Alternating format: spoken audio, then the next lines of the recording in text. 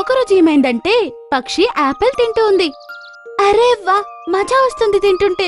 నా సామి ఇంత రుచికరమైన పండు ఏ చెట్లో నుంచి తెచ్చాడో? ఇది చాలా రుచిగా ఉంది. పక్షిరాణి, ఏం తింటున్నావు? నాకు కూడా బాగా ఆకలేస్తోంది. కొద్దిగా నాకు కూడా ఇవ్వు. ఈ గద్ద యొక్క కళ్ళు ఎప్పుడూ నా ఆహారం మీదే పడుతుంది. నేను ప్రెగ్నెంట్ గా ఉన్నానని తెలీదా దీనికి?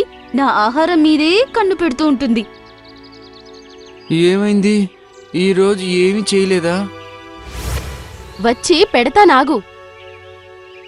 పక్షి రాత్రి మిగిలిపోయిన భోజనం తీసుకెళ్లి ఇస్తుంది. ఆ గద్ద ఆ భోజనం తినిన వెంటనే అది రాత్రి చేసిన భోజనం అని బాగా అర్థం చేసుకుంటుంది.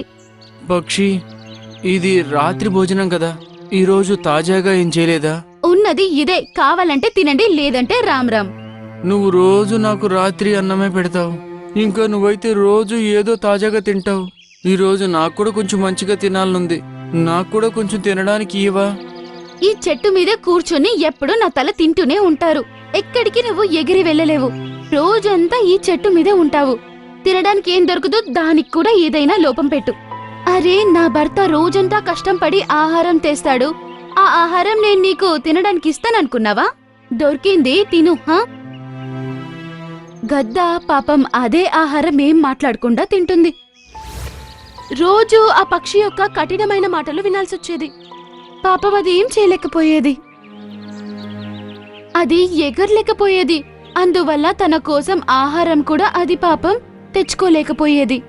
అందువల్ల అది ఆ పక్షి యొక్క కఠినమైన మాటలను ఏమీ మాట్లాడకుండా వినేది మరియు ఏమీ అనేది కాదు.